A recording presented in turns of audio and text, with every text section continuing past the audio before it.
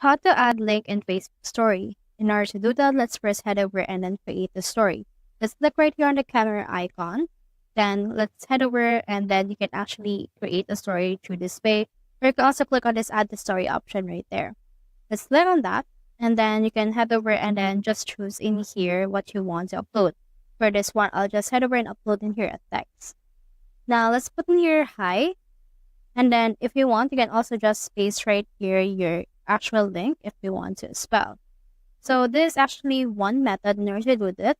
But if you want to add a picture, you can head over and then add a picture of your liking. So for example, let's add this and then let's click on the sticker. And then under that, you can see in here a lot more things. So let me just head over and then delete this. And then let's click on the stickers again. You can see in here some link or some link option. Alternatively, you can also just click on text and then just paste right here the link and then just enter it all together. Now from in there, click on the share option and then it should be shared onto your Facebook story. So that's how you add link in Facebook story. Hope we help.